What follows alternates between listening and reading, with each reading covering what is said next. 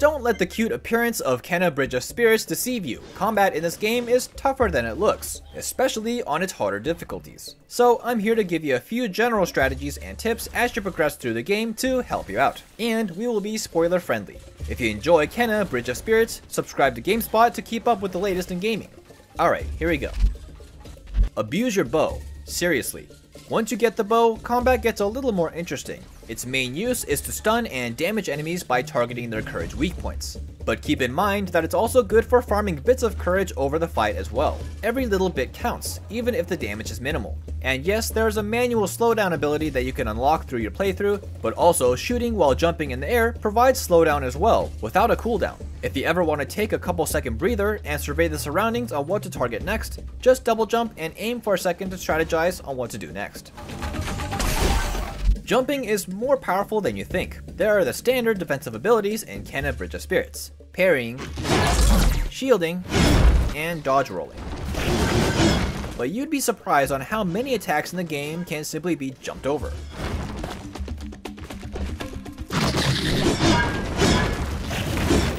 This is actually the preferred method of dodging attacks because you have the ability to use the before mentioned slowdown ability to counterattack while dodging at the same time, which none of the other options have. Here's a list of multiple useful things you might not have known about in combat. Shield sticks can be defeated with heavy attacks, but you can also defeat them by shooting the small gap in its shield. The little explosive ticks can be destroyed by simply pulsing them. No need to waste your arrows. Small enemies can be disabled when a bomb is thrown on them, but also moths are completely weighed down by an attached bomb.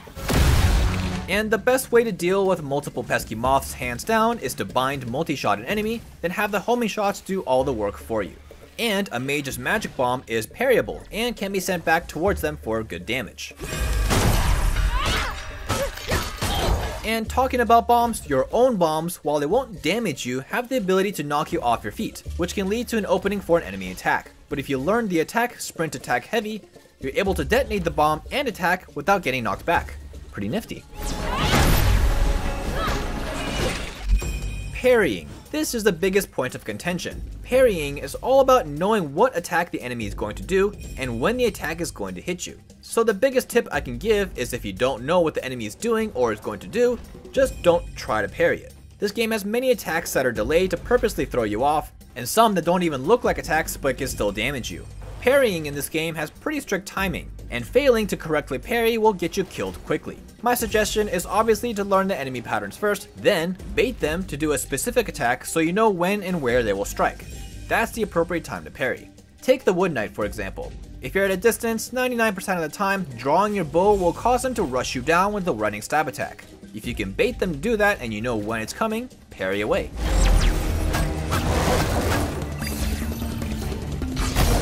Or even purposely attack his defensive stance shield to trigger his automatic counterattack, which you know is coming, so parry it right back. Otherwise, if you're going fresh into a new boss fight with no understanding of what their attack patterns are, expecting to parry no problem, you might get one or two off, but you're probably going to die. And small side note, if you're on PS5 or PC, set the game to performance mode or 60 frames per second. Parrying in 30 frames, as with most action games, is a headache. Pulse is useful as well, not just shielding. While its main use is to destroy corruption, its other use is to gather dropped courage from a distance without putting you in harm's way, which can be invaluable to top off that little bit of extra courage you need to perform your special rod attack. Talking about courage, like most games, this meter system can cap out, which means if you continue to attack while you have full courage, it's a complete waste of hits you could be using to put towards another meter of courage. Always make sure you're being aggressive and using courage as efficient as possible, but also maybe keep one held in the bank in case of emergency if you need to heal up. Wrought infused arrows and wrought hammers look pretty straightforward but have some small quirks you might want to keep in mind. Wrought arrows are armor piercing and are definitely worth it when enemies are lined up, as they'll pierce through and hit enemies that are standing together. More bang for your buck. Wrought hammers also do massive damage but have two interesting traits. They have several invincibility frames during its charge up, which means you can't get hit during the duration of this attack. You can use this to power through incoming attacks. Also, the wrought hammer actually has two parts. the slam, and the splash damage. Doing this attack at close range right at the tip of the staff will cause both the slam and the splash damage to hit, doubling your damage.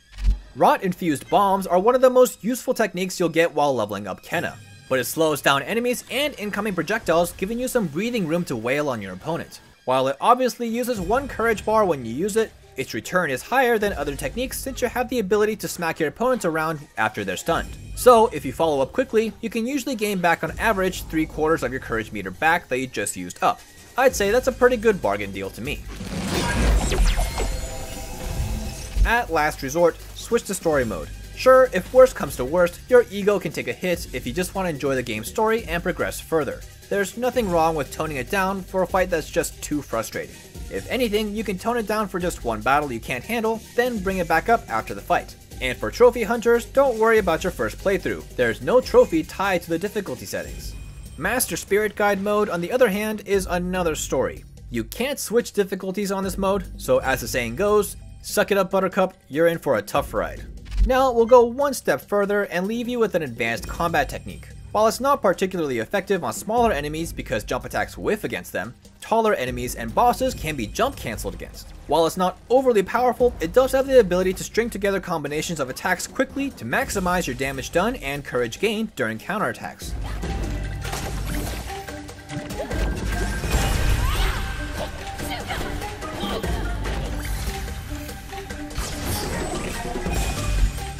While you don't absolutely have to remember everything here, keeping at least a couple of these in mind will undoubtedly help you on your fights through your journey with Kenna. And remember, we have more content as well, including the hardest difficulty gameplay and a review of Kenna Bridge of Spirits. And for everything else gaming, keep it here on GameSpot.